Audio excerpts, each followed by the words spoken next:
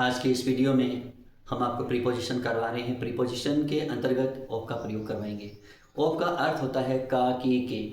Of का प्रयोग हम का दिखाने के लिए कर सकते हैं, के दिखाने के लिए कर सकते हैं, के दिखाने के लिए के अर्थ में कर सकते हैं। ऑफ का प्रयोग हम का के अर्थ में कर सकते हैं, के अर्थ में कर सकते हैं और के अर्थ में भी इसका प्रयोग कर सकते हैं। अब जैसे इसके प्रयोग से हम क्या दिखाना चाहते हैं, इसके प्रयोग से हम संबंध दिखा सकते हैं और अधिकार दिखा सकते हैं। आइए इसी तरह से अलग अलग वाक्यों में हम इसके प्रयोग देखते हैं। आइए अब जैसे मान लीजिए आज का पहला सेंटेंस हम लिखें कि आज 10 अप्रैल है, तो कैसे लिखेंगे इसको? आज 10 अप्रैल है तो इसको लिखा जाएगा there is 10th of April. There is 10th of April. 10th of April. April today.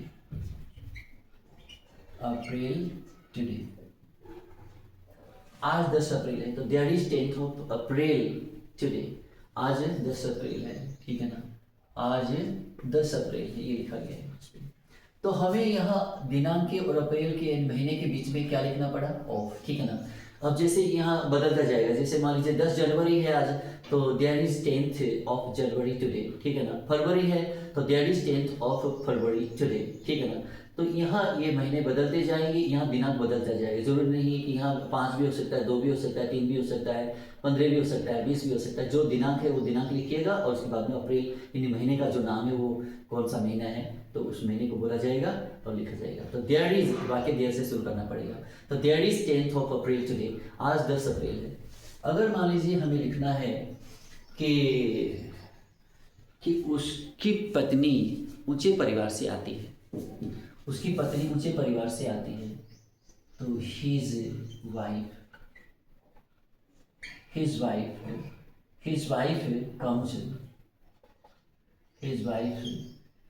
comes of a high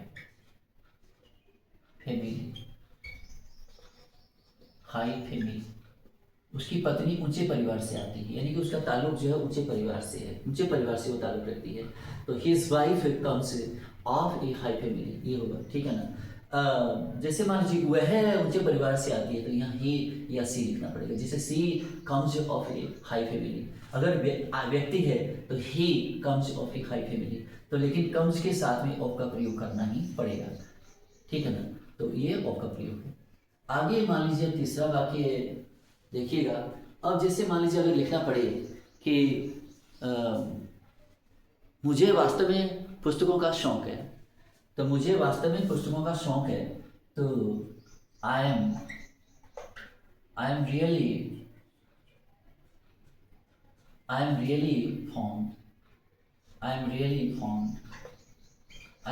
fond of books. मुझे वास्तव में पुस्तकों का शौक है तो I am really fond of books, ठीक है ना? मुझे समाचार पत्रों का शौक है तो I am fond of newspaper, ये हो जाएगा, ठीक है ना? किस चीज़ का शौक है ये आप लिख सकते हैं। जैसे उसे अंग्रेजी बोलने का शौक है, जैसे मान लीजिए उसे अंग्रेजी बोलने का शौक है तो he is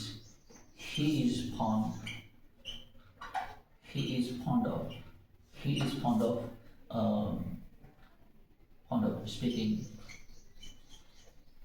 of speaking English.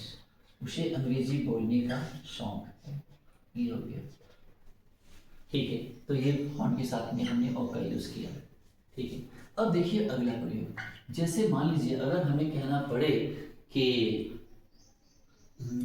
वह हमेशा अंधेरे से डरती है, उसे हमेशा अंधेरे से डर है, यानी वो हमेशा अंधेरे से डरती है, तो कैसे लिखा जाएगा इसको? she is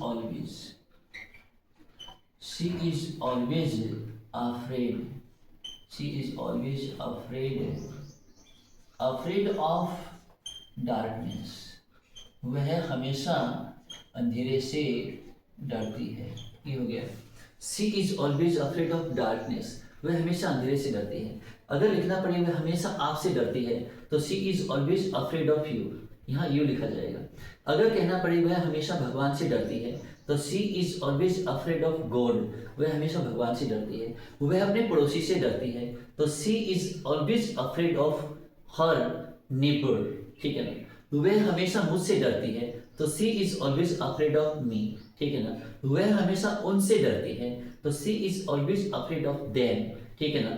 वह हमेशा उससे डरती है, तो she is always afraid of him, ठीक है ना। इस तरह से तो किस चीज से डरती है उसको यहाँ लिखा जाएगा, ठीक है ना। तो ये है अफ्रेड के साथ में ऑफ का प्रयोग। आइए अगले वाक्य में पहुंचते हैं।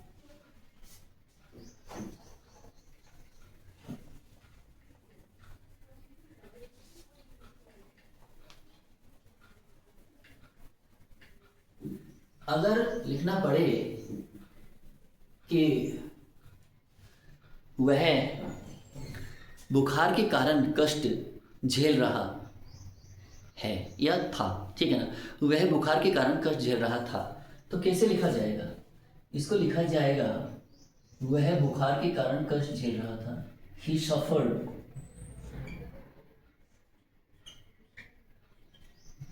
he suffered because of बुखार के कारण कष्ट झेल रहा था, तो बिकॉज ऑफ फीवर, यहाँ फीवर लिखते हैं, ठीक है ना।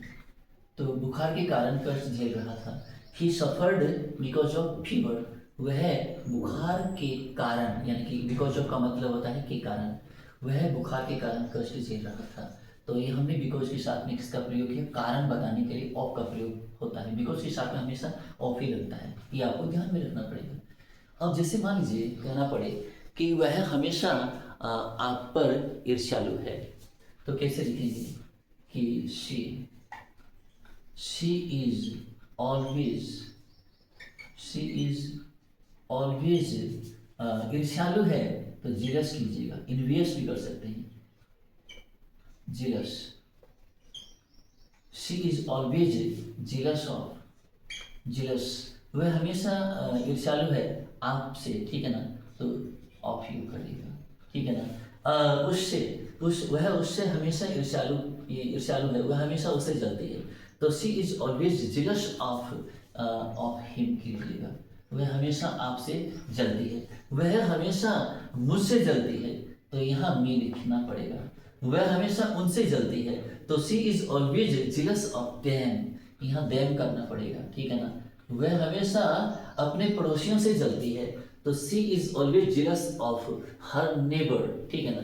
तो यहाँ हमें ऑब्जेक्टिव केस का प्रयोग करना पड़ेगा। ये भी ऑब्जेक्टिव केस है, ये भी ऑब्जेक्टिव केस है, ये भी ऑब्जेक्टिव केस है, और ये भी ऑब्जेक्टिव केस है। तो जीलस ऑफ के बाद में हमें ऑब्जेक्टिव केस का प्रयोग करना पड़ेगा। तो ये था ऑफ, ठीक है ना। तो ये ऑब्जेक्टिव केस थे। तो अगले प्रयोग में देखिए। अब जैसे मान लीजिए अगर हमें लिखना पड़े कि वह खून की कमी के कारण पिछले साल मरी, वह खून की कमी के कारण पिछले साल मरी, तो शी डाइड ऑफ, यानी उसे क्या तकलीफ थी, किस रोग से, यानी किस तकलीफ से वो मरी, सी डाइड ऑफ, ठीक है ना। खून की कमी को कहते हैं लॉस ऑफ ब्लड, ठीक है ना। लॉस ऑफ ब्लड, ये ब्लड, ठीक है, लॉस ऑफ ब्लड। और पिछले वर्ष तो यहाँ लिखेंगे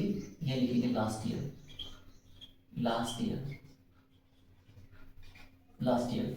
she died of loss of blood last year, वह पिछले साल खून की कमी के कारण मरी, खून की कमी से मरी। यहाँ इसका अर्थ है से, ठीक है ना। अब जैसे मान लीजिए यहाँ ऑफ हटा दिया, तो अगर मान लीजिए प्रीपोजिशन जो होता है ना, प्रीपोजिशन के बिना हम कुछ लिख भी नहीं पाते हैं। यानी अंग्रेजी भाषा में प्रीपोजिशन का सभी चीज़ों का तो सभी चीज़ों का महत्व होता है, ठीक है ना, क्योंकि भाषा में सारी चीज़ें जरूरी होती है। लेकिन प्रीपोजिशन एक ऐसी चीज़ है जिसकी ज़रूरत हमें हर कदम पर पड़ ही जाती है। तो अब देखिए, अब यहाँ लिख दिया लॉस, इधर लिख दिया ब्लड, ठीक है ना। तो खून कमी, तो ये तो अटपटा सा लगेगा। खून की कमी, तो की के लिए हमें क्या लिखना पड़ा, यहाँ ऑफ लिखना पड़ा, तो ये खून की कमी होगी।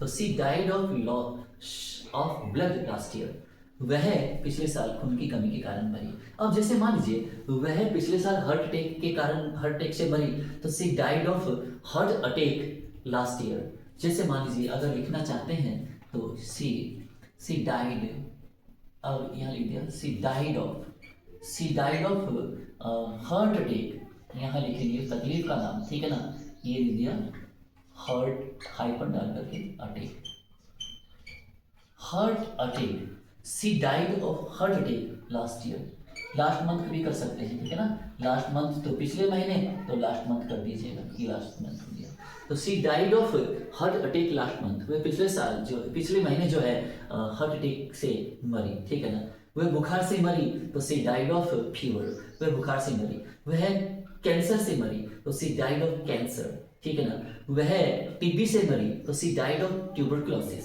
ठीक है ना, तो किस चीज से मरी, तो उस चीज का नाम तकलीफ यहाँ लिखी जाएगी उसकी, ठीक है ना। तो अब अगला वीडियो देखिए, अगले वीडियो में अगला वाक्य देखिए।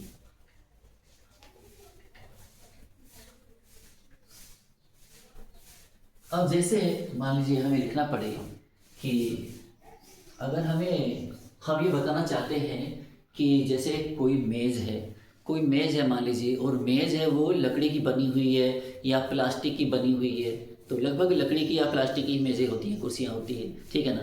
तो हम ये बताना चाहते हैं कि जब वो लकड़ी की बनी हुई है मेज़, तो पहले भी वो लकड़ी थी और उसको तराश करके काट करके मेज़ बनाया गया, या फिर चेयर बनाई गई, टेबल बना दिया गया, चेयर बना दिया गया, तो पहले भी वो लकड़ी थी और अभी भी वो काट करके बनाया गया, तो भी उसके अंदर लकड़ी अपना अस्तित्व बनाए हुए हैं। जब किसी चीज़ से वो बनी हुई है और अस्तित्व उसका अभी भी मौजूद है, अभी भी अस्तित्व है उसका, तो उसके लिए हम मैग के साथ में ऑफ का प्रयोग करते हैं। आइए शुरू करते हैं आगे। 9वां है, जैसे मान लीजिए हम कहना चाहते हैं the table is mad, the table is mad. अब मैड के ये पैसिव कंस्ट्रक्शन के तौर पर लिखा गया।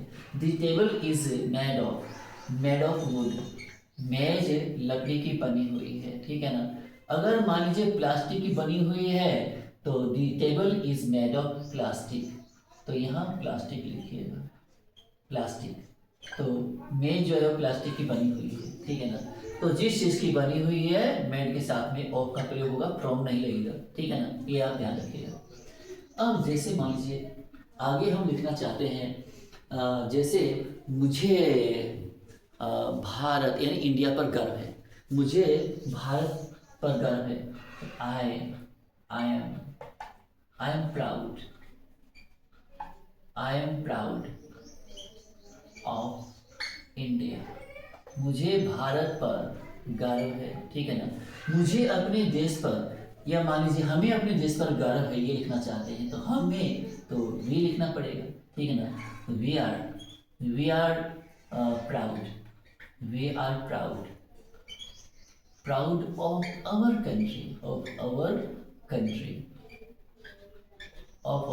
कंट्री, ठीक है ना। We are proud of our country. अगर मान लीजिए हमें वास्तव में अपने देश पर गर्व है तो we are really proud of our country. अब ये हो गया। मुझे तुम पर गर्व है तो I am proud of you, मुझे तुम पर गर्व है। मुझे अपने दोस्त पर गर्व है, वास्तव में गर्व है, तो I am really proud of my friend, ठीक है ना। मुझे अपनी किस चीज़ पर गर्व है, ये गर्व बताने के लिए हम प्राउड का यूज़ करते हैं। प्राउड के साथ में हम यूज़ करते हैं ऑफ का, प्राउड के बाद में ऑफ लिखा जाए, ठीक है ना। अब लिखते हैं अगला वाक्य। अब जैसे मान लीजिए अगर हमें कहना पड़े कि उसके पास में, यानी मेरे मित्र के पास में बहुत सारा धन है, यानी मेरा मित्र जो है वो काफ़ी धन रखता है, ठीक है ना। तो माई फ्रेंड, क्या लिखा जाएगा, माई फ्रेंड। अब मित्र जो है, मित्र पुल्लिंग भी हो सकता है, स्त्रीलिंग भी हो सकती है, तो माई फ्रेंड हैज़ लगाएंगे क्योंकि एक वचन है ये। My friend has a lot of money, मेरे मित्र के पास में बहुत धन है, ठीक है ना। My friend has a lot of money. Has का मतलब है पोजीशन दिखाना, यानी उसके पास में कोई चीज़ है, तो है कोई चीज़ पास में तो हैज़ या हैव का यूज़ करते हैं। सिंगुलर सब्जेक्ट है तो हैज लगाएंगे, प्लूरल सब्जेक्ट है तो हैव लगा देंगे, ठीक है ना। अगर भूतकाल है तो हैड लगा देंगे, पास्ट टेंस की बात कर रहे हैं, पास्ट की बात कर रहे हैं, अतीत की बात कर रहे हैं तो हम यहाँ हैड लगा देंगे। जैसे मान लीजिए मेरे मित्र के पास में बहुत सारा धन था तो my friend had a lot of money, ठीक है ना। मेरे मित्र के पास में बहुत सारा धन था, अगर है तो हैज लगाएंगे। अगर मेरे पास बहुत सारा धन है तो I have a lot of money, ठीक है ना, ये हो जाता है इसमें। आपके पास क्या चीज़ है, यानी क्या चीज़ बहुत है, ठीक है ना। तो जैसे मान लीजिए उसके पास बहुत सारा समय है तो ही has a lot of time, ठीक है ना, पढ़ने के लिए तो टू स्टडी ये लगा सकते हैं, he has a lot of time to study, ये हो जाता है। चलिए आगे देखते हैं। अब जैसे मान लीजिए अगर हमें लिखना पड़े कि वह समय के महत्व को जानता है, वह समय के महत्व को जानता है या धन के महत्व को जानता है, तो कैसे लिखा जाएगा इसको? ही लिखा है, he knows the importance, he knows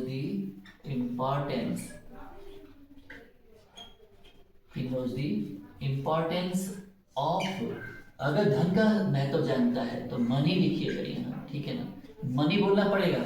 he knows the importance of money, वह धन के महत्व को जानता है। अगर वह समय के महत्व को जानता है तो यहाँ लिखना पड़ेगा टाइम, ठीक है ना, ये टाइम लिखा जाएगा यहाँ। तो he knows the importance of time, ठीक है ना। अब लिखना पड़े कि मैं समय के महत्व को जानता हूँ तो I know ऐसा नहीं लगेगा, I know the importance of time, मैं समय के महत्व को जानता हूँ। तो समय को ध्यान में रखते हुए आज का वीडियो बस इतना ही। ये वीडियो आपको शुरू से लेकर लास्ट तक आप देखिएगा, काफ़ी इंपॉर्टेंट रहा है, बहुत ही सारी चीज़ें आपको सीखने को मिलेगी, अलग अलग एक एक वाक्य पर आप ध्यान दीजिएगा, बहुत सारी समझने में आएगी। बार बार देखने से कोई चीज़ समझ में आती है, एक बार में कुछ नहीं होता, एक बार में आर पार होता है, ठीक है ना। आर पार नहीं करना है, वीडियो को समझना है। लाइक कीजिएगा, शेयर कीजिएगा इस वीडियो को, मेरे चैनल को भी सब्सक्राइब कर लीजिएगा आने वाले वीडियो पाने के लिए। Thank you so much for watching this video.